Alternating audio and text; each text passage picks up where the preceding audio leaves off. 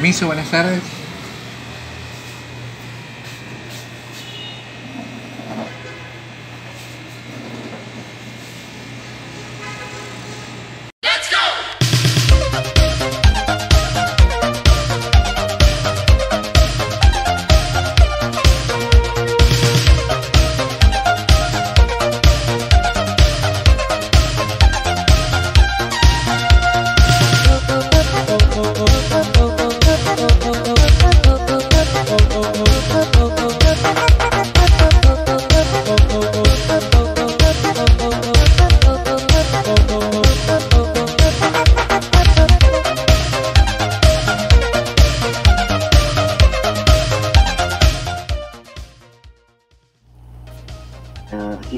In Kansas, is cloudy. Is it cloudy? Yes, it is. It is cloudy. But I have hope. It's early, so the sun will come out. We've had a lot of rain lately. Our rainy season just didn't come or came just a tiny bit. We're getting over it right now. The cold season. Chilly season right now. So you want the sun too? Yeah, but look, we get a lot of sun here. My God, Kansas. Wow. I was really, when I saw the topic, I was like, because we're going into To Kill a Mockingbird, and how am I going to do this with Harper Lee? And I was thinking, okay, you just came right on time. Thank you. That's right. Oh my gosh, yes. We use BDI, Biography-Driven Instruction, all the time. And it's amazing to see what's possible when you come at it from a certain angle, because we have newcomer students to our classrooms that speak no English, and we still have them learning with classics, just like The Old Man and the Sea. We're using high school level text, and it just means you have to come at it and do things in a different way. It's like envisioning the possibilities. And so I'm excited. So you use this as a way to scaffold. You scaffold with the biography. Oh, yes. That's great. That's great. So I'm going to learn that today. Yes, we are. Thank you very much. Definitely. Okay, Melissa, we're gonna wait for 1 more minute, okay? Okay. Wait for the participants, and then we can start, okay? That sounds just lovely. So tell me a little bit about where you all are from. Like, do you teach at the elementary level, bachillerato? What university? What level? Well, I mostly here see that there are some teachers that are for different bachillerato. I can see my friend Mr. Mario Cuello. Miriam Tutiven, she is a bachillerato teacher, I think, yes.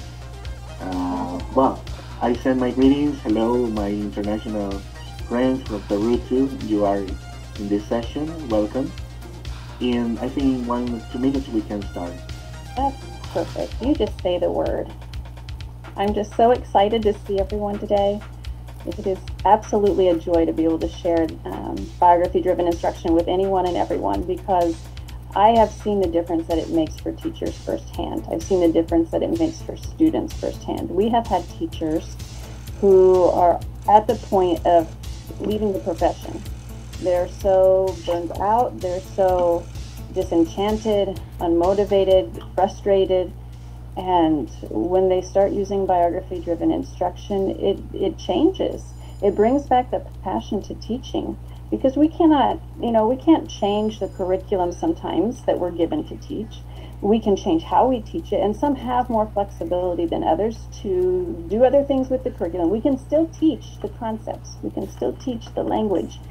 How we do it, that's where we get to be crafty, fun teachers. And so, but it can be overwhelming sometimes. I remember when we were making trips to Ecuador on a regular basis, that was when there were 40 students in the classroom, So how do you do that? How do you make it fun and interesting and have everyone working and staying engaged the whole time with a lot of students in the classroom? And so I know, because I've seen it, I've witnessed it, it's possible. And that makes it very fun to share about. You've been here. That's great.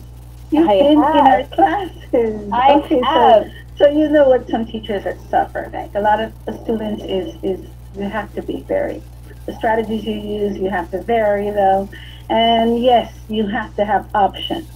It's important. Yes. Yes, and I know that we're in the middle of, pandemic fun, and so, these it changes everything. It changes I everything. love that pandemic fun. Okay. It forces us to be creative, even more so than normal. And I think just face our fears, right? We all have fears that we're just going to let students down. We're going to let ourselves down and not be able to handle all of this technology, amazing fun times. But we can do it. And students they know.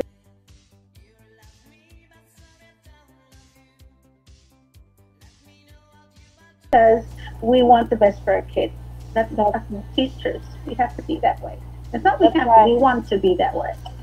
Yeah, so we have to go and, nourish our own selves in ways that uplift us so that way we can be that presence when students come.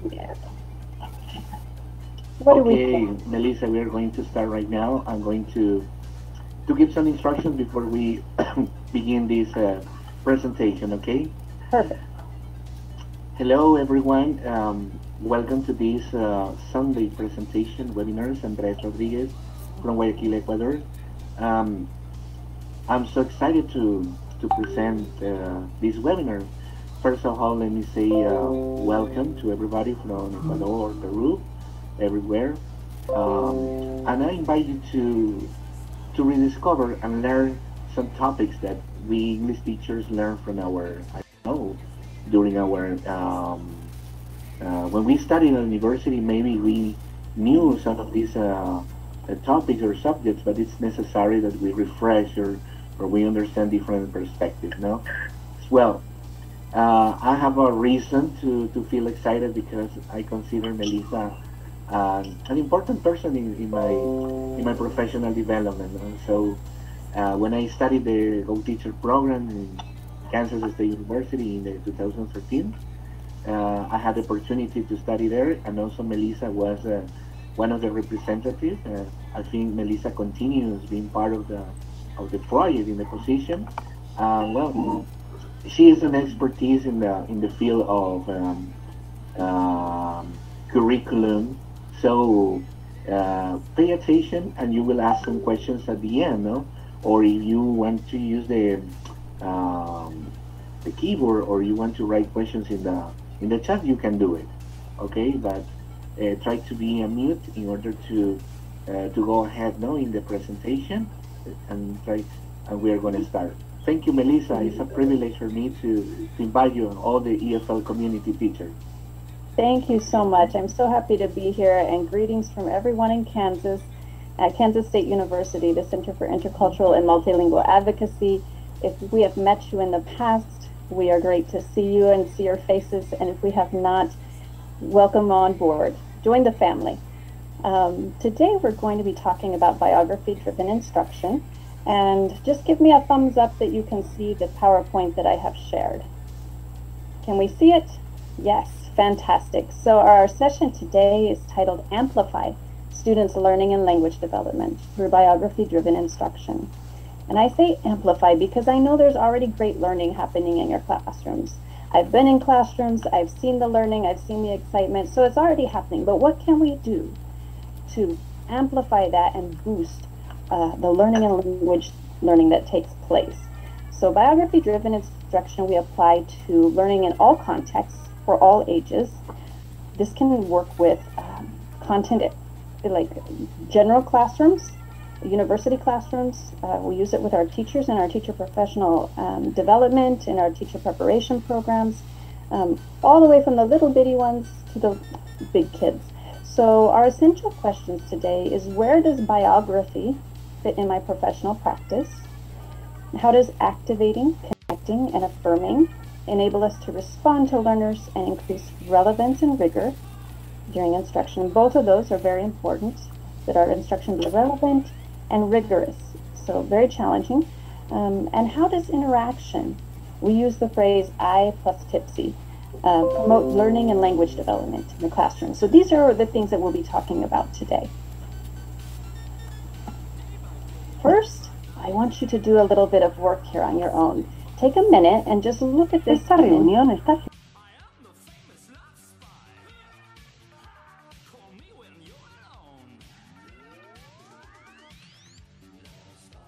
What do you see happening? Look at their faces, look at the items they're using, and same thing, I'm going to give you one more picture. This one has 2 on it, so look at what you see. What do you notice? What does it make you think of? And now in the chat, just take a minute, throw in one idea that you see across these pictures that stand out to you. We're going to do a chat splash. What stands out to you? Collaboration, I see. Thank you, Miriam. Interaction. Say again. Interaction. Interaction.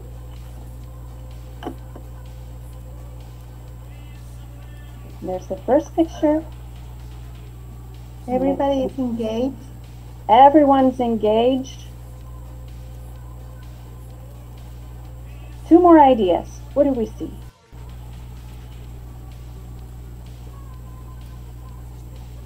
What do you see on the posters? A diversity, thank you. 1 more.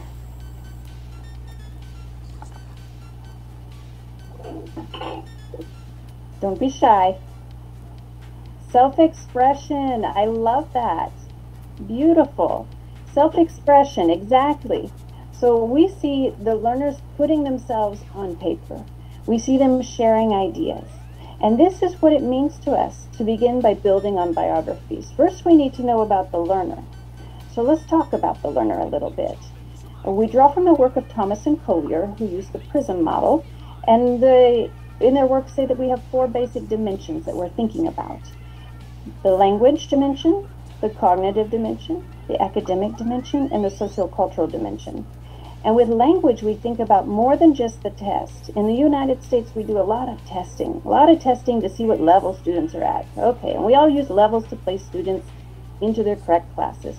But what does it mean for students to really communicate and comprehend and express themselves? We have different preferences. We bring different language backgrounds. Cognitively, we all know and think and apply in different ways.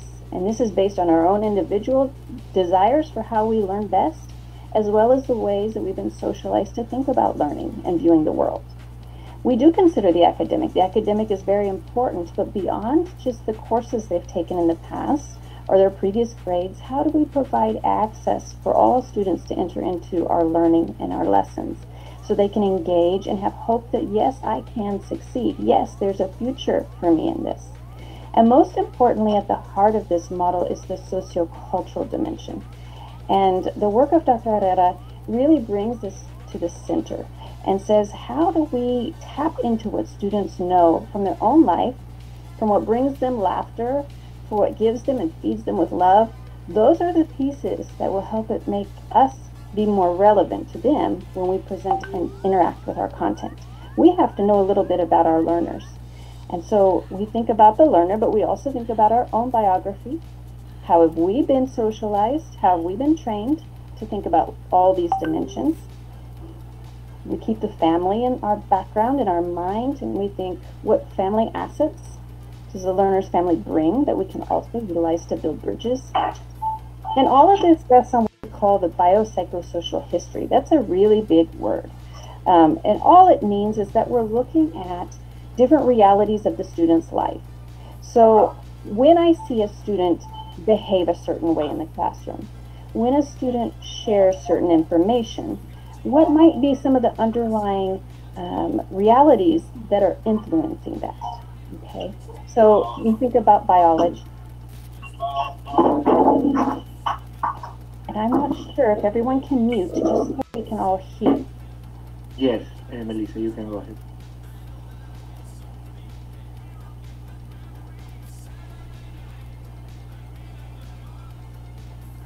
Melissa, we can't hear you. Your mic is on.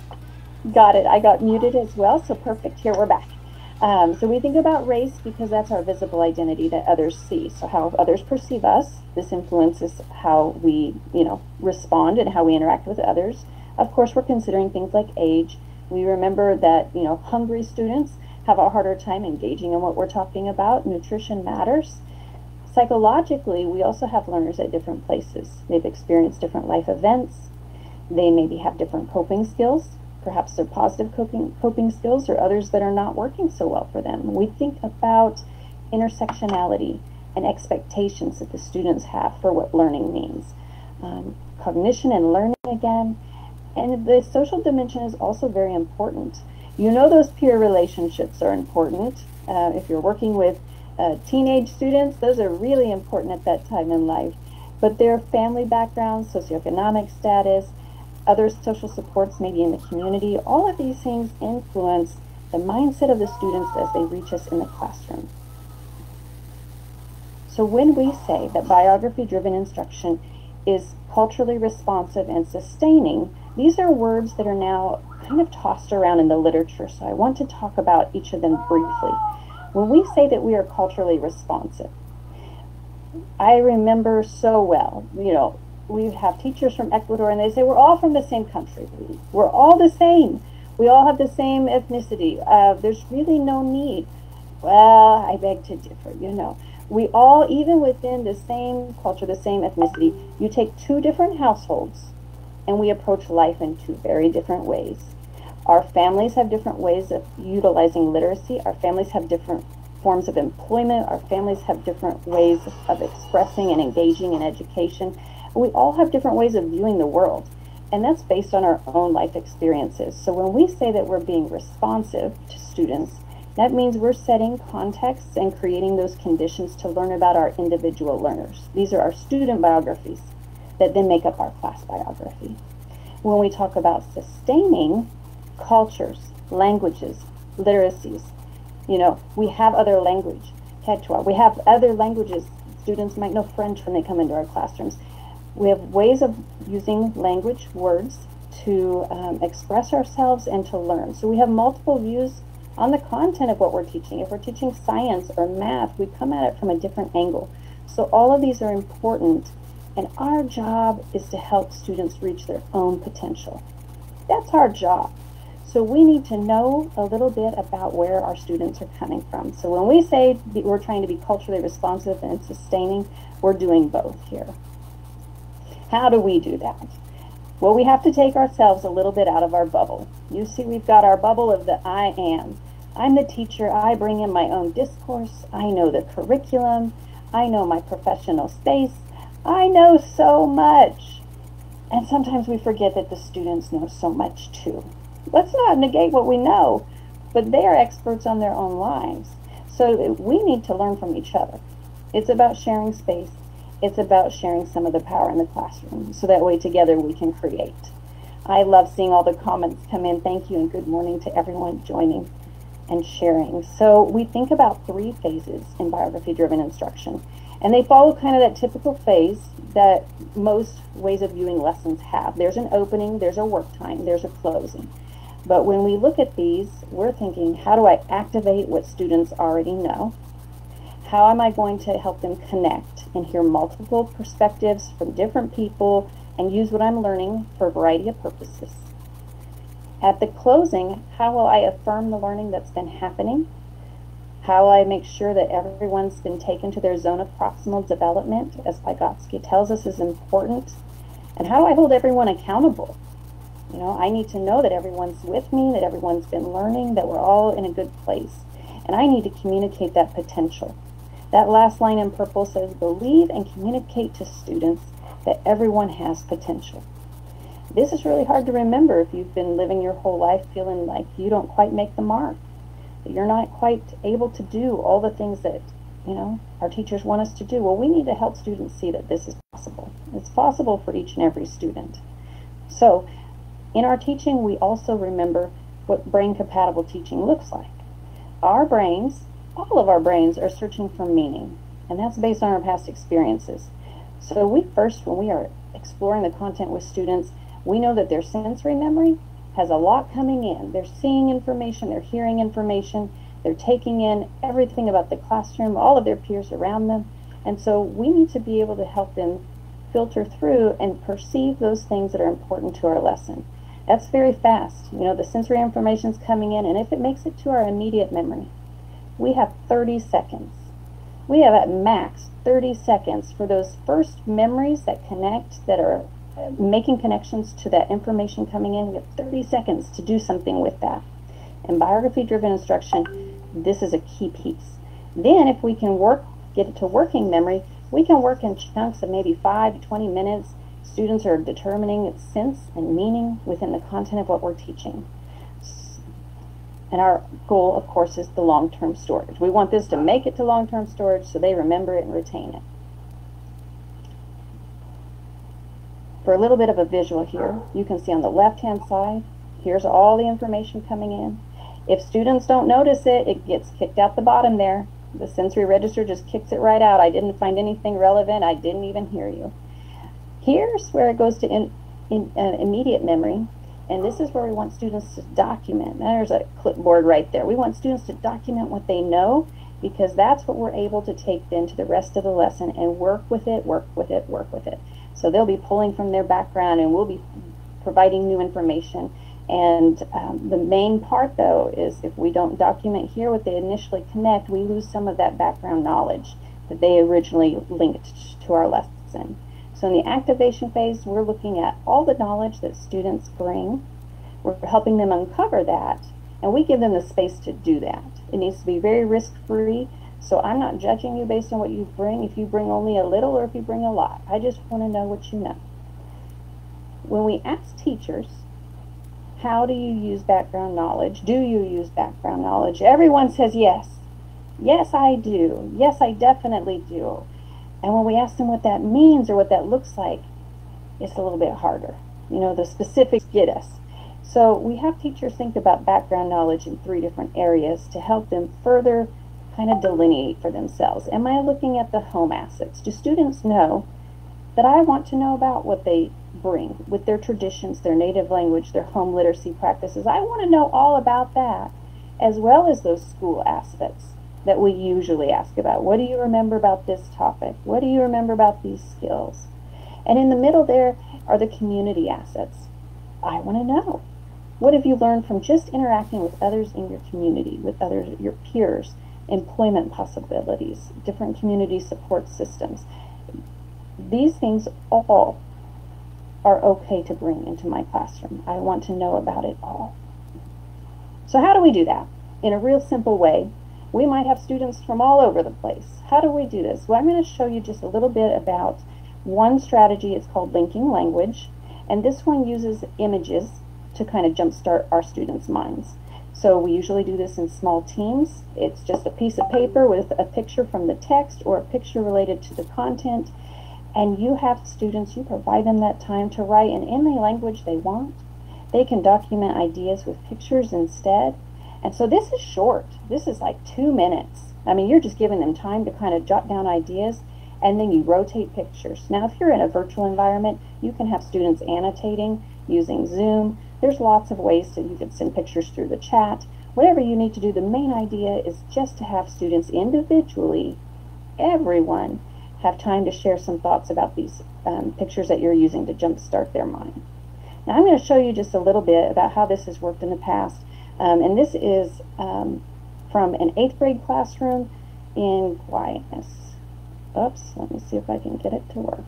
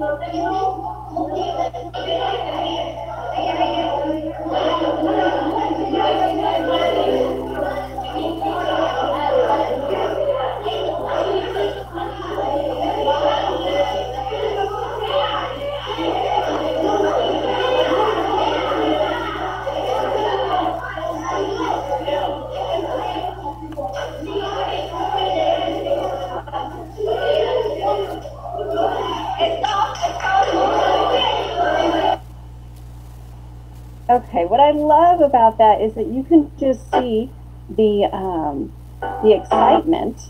Let me see if I can get this into advance. You can see the excitement that the students are bringing to this. Okay, they're excited to be sharing ideas. Usually we have, each student has a marker. You can do it however you want, whatever is manageable for you. But the point is that we find ways to allow students to enter into that lesson before we tell them. We always want to tell them what's important. We always want to tell them from our own perspective and give them examples from our own lives. And that's great, but it's not where they're starting. Let's let them start and enter into the conversation from wherever they are. And so that was an 8th grade lesson on, different traditions and celebrations related to different times of the year. And from that point, we then bridge into the content. So you can challenge students. Imagine you now have posters that have words all over. They've circulated around. And so we challenge students to find connections within everything that's shared around the poster. This is important because they're linking the ideas, they're linking the words. So you can be linking words across languages, you can be uniting concepts together, you can be looking at different parts of speech, have them connect by lines and circles. You can have students star. We do all sorts of creative things to have them start to connect and make links between what was shared. So they can predict about the topic. We often have, the teachers have the posters and we have the vocabulary, and we say now make predictions. Make predictions about which vocabulary word is best expressed by what you have captured on each poster. So they're doing this, and these posters do not just go away and we leave them aside.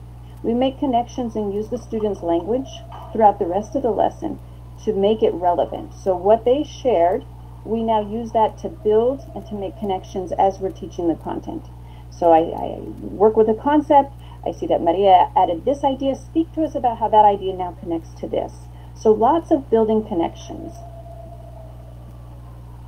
Here you can see where they've started to do some of this work. So this is from a 10th grade classroom. So they're doing hobbies, I think was the topic here. And so they're connecting ideas across what each group had shared. The important thing is that we're not able to maximize what our students bring. We're not able to sustain those assets unless we know they're there. We first have to do that work of uncovering. Then we move into the connection phase of the lesson. And here we focus on revoicing what we hear students say. They share with us, I take that and I use that to build to what other students have said. I revoice it, I reiterate it, I say it again, so that way I'm using their words as I teach about the content. Their words are very important. And now that they've documented what they first knew, they need time to confirm or disconfirm. Was I on the right track or was I not? They are very good at figuring out, that idea did not really connect. And so that we'll have them. You know, take a marker and now cross out the ones that are not related to this topic. Put a star by the ones that were. We allow students to borrow words. We allow them to, you know, it's very much less individual and more group learning. We use student groups and student pairs so that way we have lots of learning together. This isn't about seeing who's best. This isn't about identifying who's struggling. This is, if we work together, we will all achieve together. And so the students are moving from what they already know to what the new content is, to the unknown. And it's my job as the teacher to facilitate that, to have them construct their own learning through the questions that I ask, through the moments I take to say, let's step back and think about where we are with attaining our goals for this lesson. So we want students to work with words in many different ways. You can see these images of the brain. You can see what the brain looks like when we're hearing words, when we're seeing words, speaking words, and thinking about words. As you can see, we are using different parts of our brain to do all of these things. So we want as many connections, as many schematic connections as we can to the words that we're working with and the concepts that we're working with.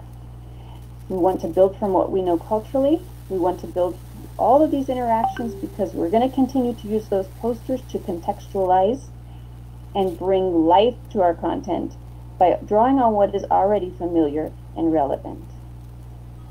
We also spend a lot of time thinking about our instructional conversations. And what exactly does that mean? We've been talking about reciprocal discourse. Not one way, but I need a back and forth between myself and the students. Their ideas are so important. It's like giving the sculptor the clay. When the students give us words that we can use and ideas, that's how we have really rich discussions about what's going on. It conveys to me what is known. It tells me how they're processing the new vocabulary and concepts. It gives me evidence of their learning. That formative assessment throughout the lesson is key to my knowing what decisions I need to make. What do we need to emphasize a little bit more?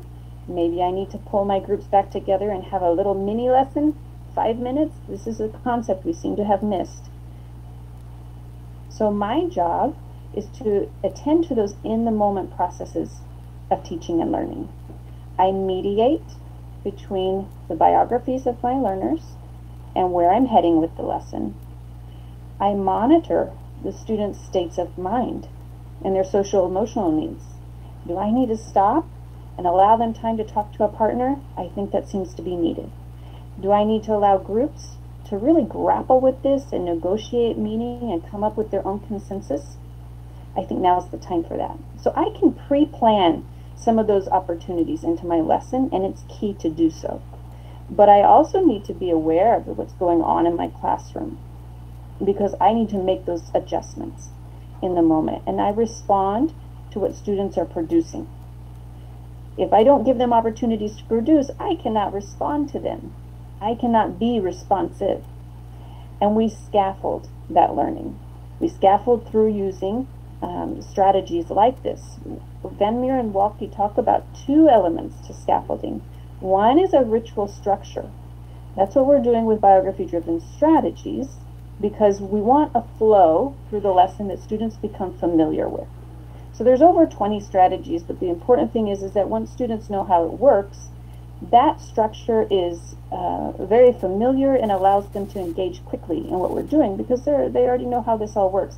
The interactional process of scaffolding, that's moment to moment and done in collaboration with peers. Okay, so we use the strategies to build in those opportunities for interaction. I Plus Tipsy is an acronym that we use, a mnemonic tool that we use to help teachers remember the types of grouping that we want to be doing throughout the lesson.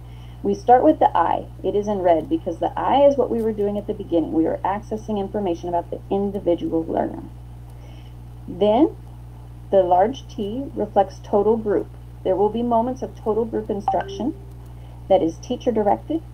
It is text driven. This is my role, is to talk, and work with the content.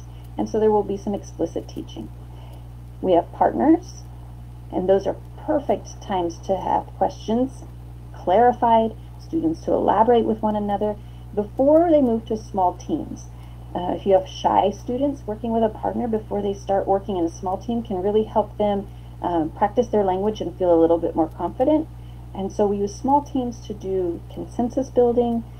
These are facilitated by both the students and the teacher as we work together. So the teacher, moves around to the different groups to also be part of those conversations. And we also need individual accountability. The I at the end of the mnemonic is capitalized because by the end of the lesson, the students are empowered to take this and run with it. They've had chances to practice. They've been using the words. They've been writing the words. They've been hearing the words. Now at the end, they're ready, and we are able to affirm that learning that's been taking place because we have scaffolded it throughout the lesson. Okay, so just to recap this a little bit, the I is when we're activating those funds of knowledge from the home, prior knowledge from the community, and academic knowledge that they bring from the school and their learning. The T, P, and S are opportunities that we use to form different numbers of groups together. How many are we going to put together? Maybe we have 3 instead of 2 or 5. 5's kind of the most, to make it a really functional group. We try to keep it between 4 and 5, but we're going to be using this strategically throughout the lesson. It's not that I did partners one time, check the box, I'm done, I did partners today. No, we use this to kind of go back and forth wherever it makes the most sense to have students talking about the content and building perspectives, taking perspectives from each other. We learn so much from our peers just in the way they phrase it, and I hear the language one more time. So we use partners and small teams throughout the lesson, and always taking it back to writing. The individual accountability. Writing is hard. I know it's hard. Students don't want to do it. But if they get in the habit and we make it small, manageable pieces, then it's a lot less worrisome at the end. They get in the habit of knowing that I'm going to have to express myself, and it's going to be okay because my teacher takes this from a growth perspective. I'm going to do my best, and we're going to take it, and we're going to move from there. Always looking at the assets. So our instructional routines throughout our time really matter. We use strategies and tools so we can help students see, how am I processing this information? My metacognition is very important as a learner. I need to know where the gaps are in my learning. I also want to see that I'm getting it. I understand parts of this. When students are documenting their learning as they go, they also have something in their hand that can support them to then be able to share. These posters we put around the room, or we leave one with each table so they can have that in front of them because, we need those visual cues. We need those ideas to remind us of what we know, especially if we're learning in a second language. If this is an EFL classroom, I need to have those anchors. And so by doing that, we allow students that scaffolding that they need to then be able to produce more for us. We want to harvest what they're learning through their documenting. We're collecting and we're revoicing, and it's a very active classroom.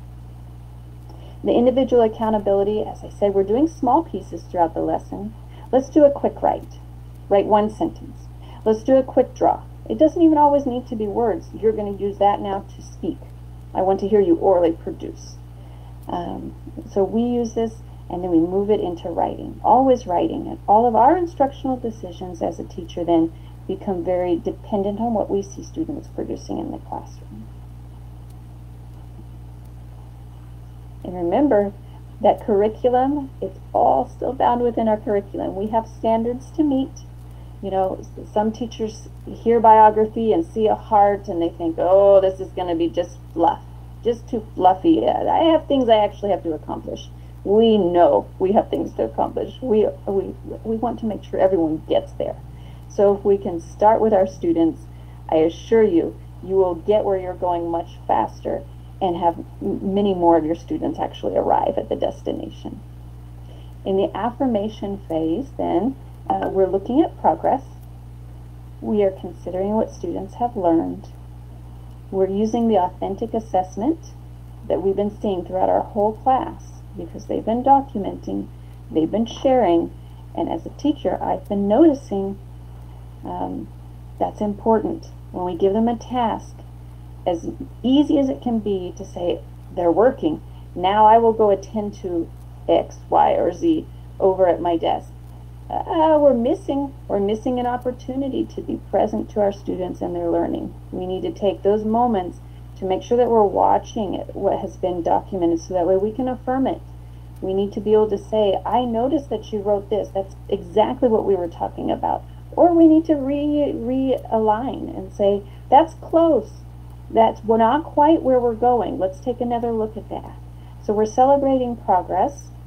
We're noticing all the development that's been taking place, but we also allow ourselves that rerouting that might need to happen at this time.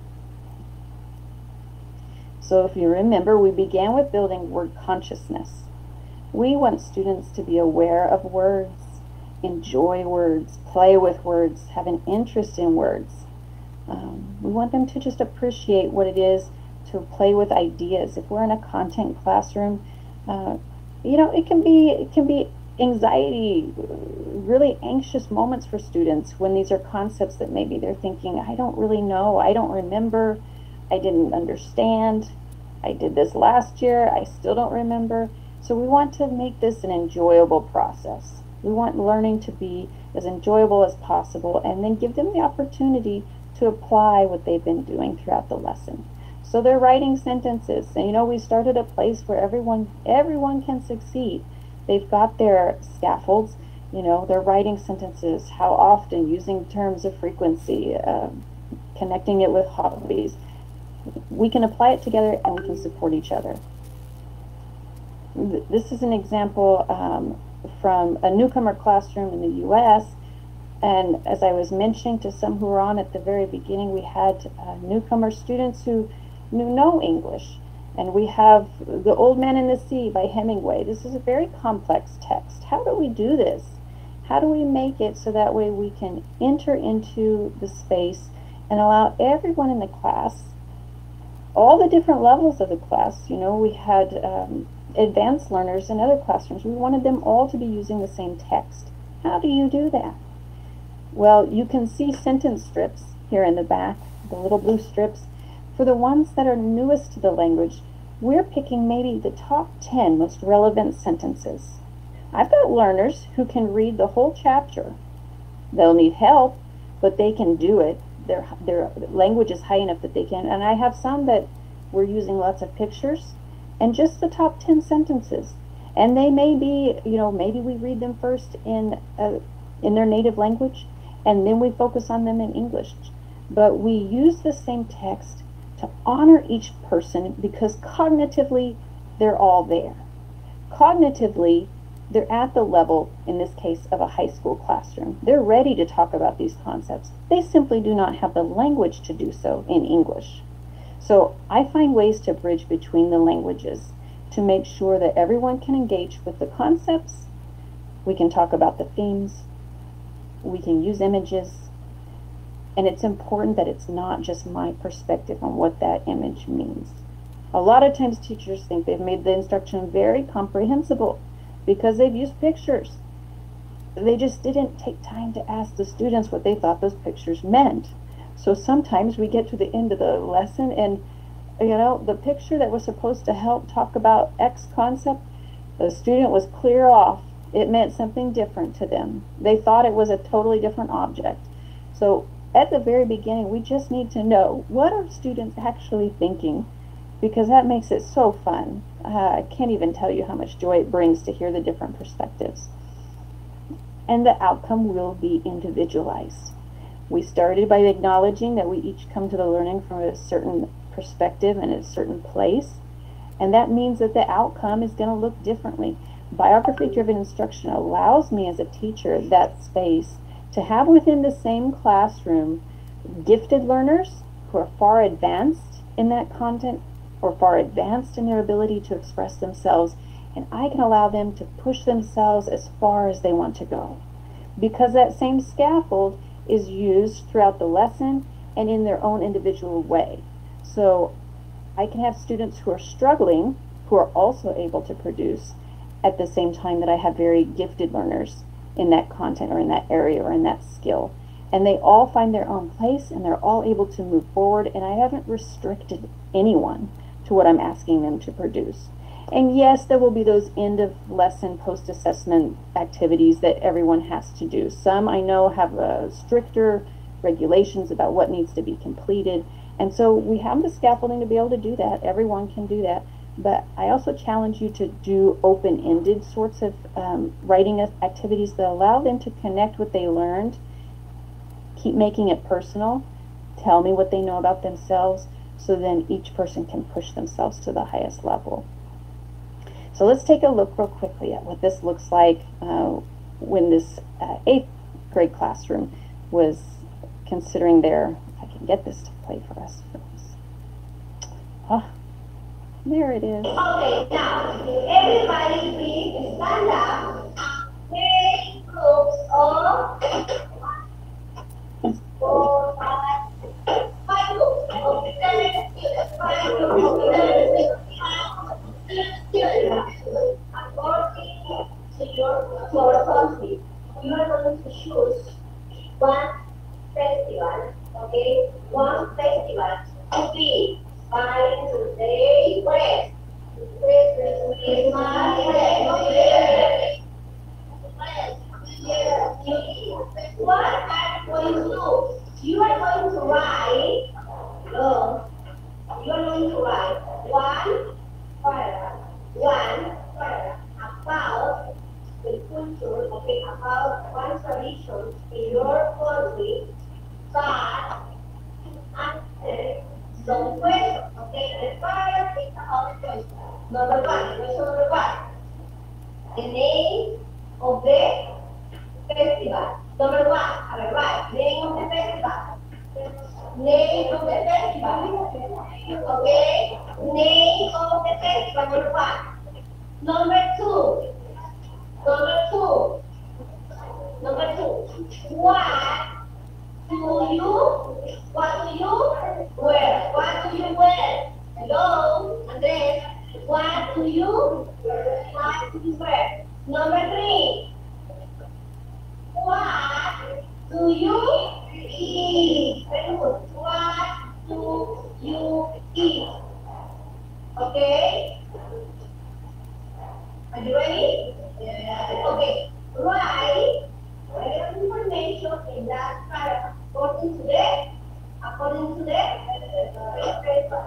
3 questions. Okay, you have 5 minutes. Who wants to read? Okay. Tell me.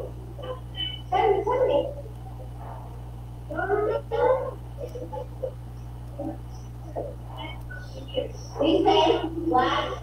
The festival is to celebrate the growth of the year. December 21st, the football close for the animals. They also use fireworks. They move sparkle. They start for oh, nice, yes.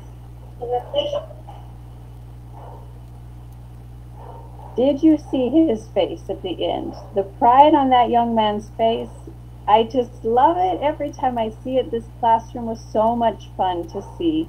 And there were so many students, but did you hear how quiet it was as they were listening to him read what they had written as a group? It was quiet because they all wanted to hear. They'd all spent time with these words and these ideas. And so you can see that it's possible. Yes, these are real classrooms and real teachers and in real Ecuadorian contexts. And we've, biography-driven instruction has made its way to the Kingdom of Saudi Arabia. It's made its way to Colombia. It's made its way to Mexico. I mean, it's simple. It doesn't require a lot of resources.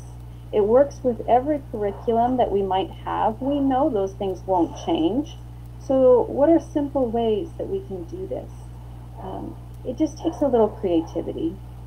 The resources can be worked around. We have some of the strategies use templates. They can all be hand-drawn. It depends on what resources you have in your classroom. If you can do things with lots of color, great. If you've got all the paper and construction paper and sticky notes, But not everyone does, and it doesn't really matter, because students just want to know that you're listening to me, that you care about me, that you want to know that I already know something. This isn't my first show either, they're thinking. I would like to have an actual conversation about the content and have you see me as a person. We all want that. It doesn't matter how old we are. And so it's important to us that we remember that every word matters. And I'm going to read each of these because they're each important.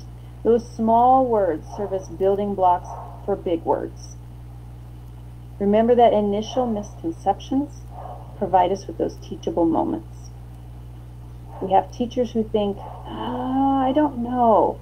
If I let them tell me their ideas about these vocabulary words before I've shared anything, they might be wrong. They might be wrong, and then when I have them talk to each other, they're going to share all their wrong ideas. It'll be incorrect, it'll be very confusing, and I just better tell them what they mean to begin with. And then we can share ideas. Well, we do our students an injustice that way. We want them to have those moments, and they'll know. As we teach, they'll find out. I wasn't right about that one. I was on this. But these two, no, I was wrong. And we don't mind that. We don't mind finding out we were wrong, as long as it's done in such a respectful and encouraging and all in the name of learning sort of way. We want to hear multiple perspectives on words and generate discussion about the nuances of meaning. It's in those peer interactions where they really challenge each other. How is that word different from that word? I'm not sure. And we are listening to their conversations, so we're able to highlight some of those things for them. Cognates are always a gateway to academic language. Opportunities for student expression support more mature language use. We have to get students talking, and if we have to be novel, if we have to stand on our heads, if we have to use humor to make this something they want to engage in, however it is, if they're willing to give us even a little bit, and then we allow them to work with partners, that little bit plus a little bit becomes a little bit more. And you know, students, if you are not used to using a lot of student grouping and partners, it's sometimes strange for students at the beginning, and we have to remember that and give them that space. If these are new processes in our classroom, you know, they can be, the little ones jump to it more, you know, really quickly. They're super excited, but sometimes our older ones are a little bit more reserved. They want to see how this is going. All my friends are looking. We're aware of that. So we give them grace, just as they must give us grace. And it takes a little while to get into those routines. But when you value my words, you value me. I love that. I love seeing students appreciate one another.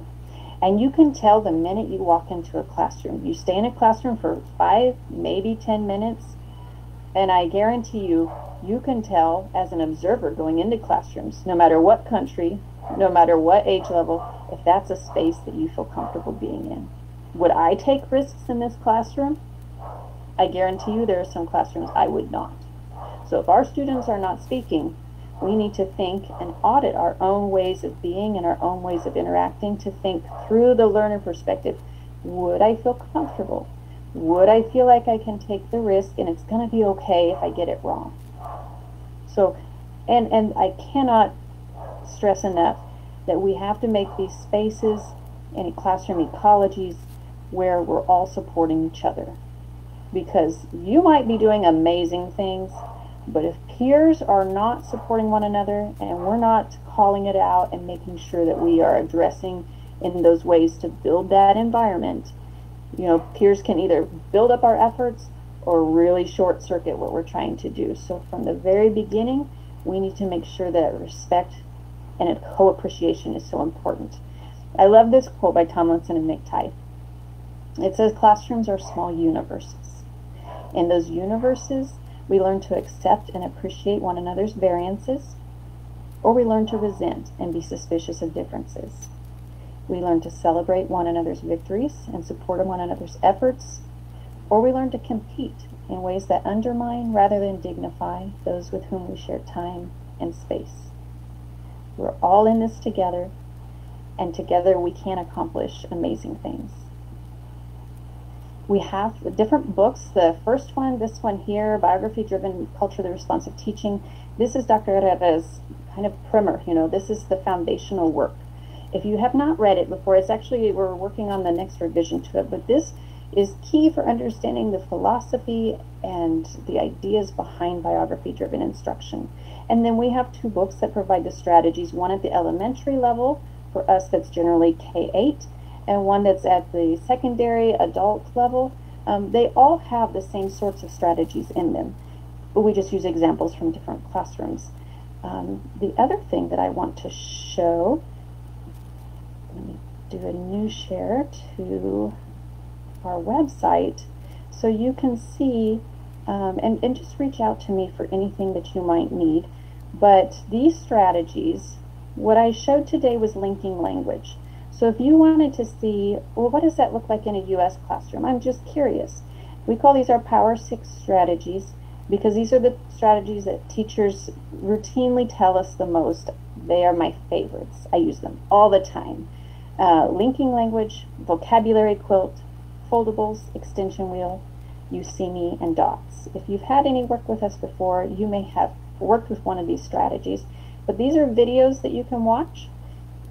The books are all put out by Teachers College Press, and I say that because a lot of the templates are freely available online. So if there are things that you want more information about, again, just email me. I'm going to put my email in the chat too as well, so that way it's just in here for everyone. And I see, Mauricio, that you're saying that respect is what we need, and it's so true. Students build confidence in themselves, and they produce so much more if they feel that we've respected them as learners and that we really take their ideas into consideration. If we have them share their ideas at the beginning and we just set it aside, am I really going to share that much the next time? If I am a super motivated student, and you know we all have some of those, they're always raising their hand, they always want to share their ideas, okay, they might. But if I'm more of a reluctant sharing person, and I don't really want to engage so much, unless I see you do something with that information, it tells me whether it's important or not, whether you really care about it, whether really I contributed to that learning. So in everything that we've had, I know that we don't have much time here, but ask any questions. You can always email me after this. I'd be happy to talk more and Zoom with you. What are you thinking? What are the thoughts you take away?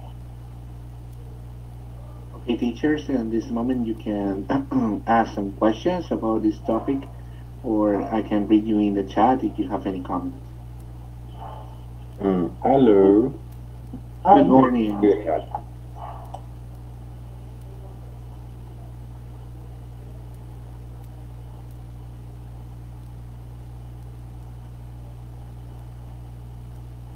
I'm sorry, I wanted to say something, but I think Miriam started first, so I'm gonna just Miriam, go ahead. Oops, Miriam, you're muted. I was waiting for you. Okay. No, you know what I love about this? That big barrier of errors and mistakes just falls apart, and kids can just like share information. It doesn't, that culture of, oh, I can correct you, and in this type of instruction. I love that. Thank you. Thank you, Miriam. I love that comment.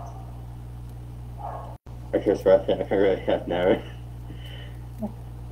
Like, my first thought would be like how I wish more teachers from Ecuador could see you and attend to this webinar, because there's a misconception of teaching here. And the first time I got here, and when I was hired as a language teacher, you know, they were telling me all the time, yes, you're going to teach this, but we want you to be just very traditional.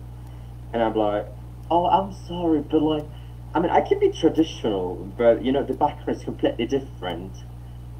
And then, and as you said it, I think we should approach them from the cultural thing, right?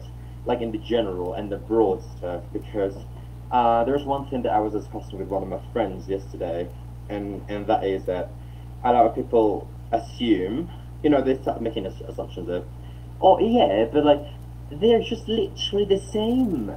Like, I'm going to teach the class just because they are there and I'm paid for it.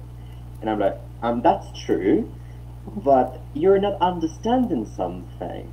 I mean, it's a really great teacher, the guy that I'm talking about. You know, we were discussing it, and then he says, you know what? I think I'm starting to think of the idea of trying to understand my students, but then I'm thinking, yes, but you also need to understand and stop making assumptions that your students are dumb, because he's like, you know, man, I'm literally exhausted. I've been teaching here for 15 years, and I haven't achieved the level that I want for my students to have in English. And I'm like, why don't you start by trying to understand that? And they're like, just literally, but how's that going to work? And I'm like, just make the effort of understanding their culture. And that's what I did, and I think the first year it works really well. That's what I'm saying. I really wish more teachers from here could see you and attend to these webinars, because it's just, oh my god, this is just lovely. And if by any chance you have, please sometime you should come to one of my colleagues university and just try to give this little talk to them, because you know there are students that are actually going to be teachers soon, and they're sometimes sticking to a traditional way, and I think that's just not okay. And then, you know, a short story for me. When I was starting teaching, I had just 40 minutes, and I really wanted to you know, to try to convert it in a very lovely, how can I say it? Like, it's space for them, right? To learn more like of the language. And then I was like, how am I supposed to do this? I just have 40 minutes with them. But trust me, teachers, it is possible if you have, as Melissa says, a little bit of creativity, passion, and respect. So yeah, that's all. Oh, I love what you had to say. I have to say something, because you mentioned the 40-minute class period. And so in all transparency, you know, we have teachers that sometimes have block classes. They're very long classes. And so maybe they can use a strategy and get through all 3 phases and complete the strategy in one go. But oftentimes we have teachers who use the same linking language posters. Those create a week-long continuity. So it's not like you have to get it all done. You know, you'll revisit, you'll activate and connect and affirm in different ways in each lesson. But the strategy can be as long and as you need it to be. So usually sometimes oftentimes we have literacy units that are meant to be week long. And so they make a great through line for all of your activities. So yes, reach out to me. I have to get my daughter to a singing event here. But I love every minute I spent with you all. Reach out to me and let's connect. And you all have really motivated me every time I speak with teachers, because you all are amazing. You all are amazing. Your heart is in the right place. You're doing the best. And now we just take it and bump it up another notch, because when we work together, we motivate each other. We need that. We're teachers. We need that. We need that positive encouragement. So let's light a fire for each other, as you have done for me. I hope I have done for you. I will see you all. Thank you so much. Thank you. Thank you so much, dear teachers, for joining us this webinar. And I can see when I was reading all the comments, Melissa, some teachers were they say thank you, Melissa, because you confirm, no, the experience they have living in the classroom, no? I think Susanna said that, no? Yes. Yes, well, take this as affirmation of all your good work, and take it and move forward. And so glad. Thank you for the warm welcome. Miss you all, and we'll see you soon. Thank you so much, Melissa, for your contribution to our community. And teachers, I have to invite you for another session. I will be inviting you. Thank you so much for people who come from other countries and watch our webinars. You're welcome. So we are going to keep in touch. Thank you so much. Thank you. Enjoy your day. Have a nice day, everybody. See you. See you, sir. Bye-bye.